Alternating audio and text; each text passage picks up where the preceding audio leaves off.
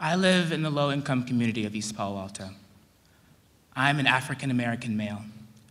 I am 17 years old. I live in a single-parent home. The list goes on and on. The point is, who I am and where I come from say a lot of things about me. Unfortunately, a lot of the things I am and a lot of the things I associate myself with can be seen as negative. Overcoming these negative connotations has been the most difficult thing I've ever had to deal with. I've had to work hard my whole life not to be seen as just another statistic. Since the very beginning of my education, my experience was unique. I was enrolled in the Voluntary Transfer Program, or Tinsley program, which allows students from lower income communities to go to school in Palo Alto. So from the age of 5, I wasn't like what the typical black kid was from East Palo Alto. From a very young age, I saw a divide between myself and my fellow students. Their parents picked them up from school. I took the bus. Their houses had 3 stories. Mine only had 1. I didn't feel any shame in who I was and where I came from, but it's hard not to feel jealous seeing other students live extravagant lives, and for the most part, my own didn't come close. In some ways, middle school got worse. It seemed that in middle school, kids started to see race, specifically mine. All the friends I had started to think that my skin color meant certain things about who I was. They expected me to act and talk in a certain way they never expected before. Of course, all of these people making these assumptions weren't people of color.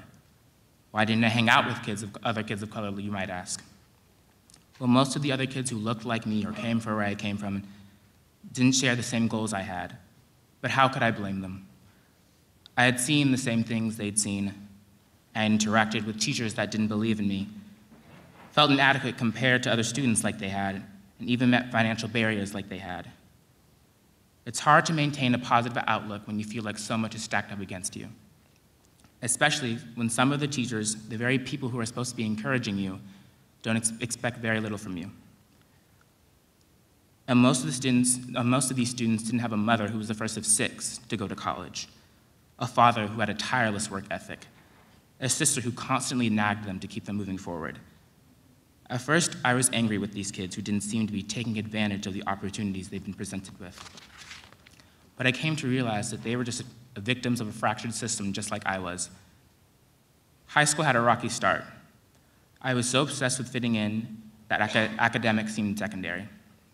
But after a proper amount of discipline from my mother, I got back on track. High school taught me an extremely important lesson about myself. I learned that I am not defined by what other people say, think, or feel. I am not defined by the color of my skin, where I come from, or any sort of orientation. I am defined by the choices I make, the lessons I learn, the people I choose to spend my time with, and the goals I achieve.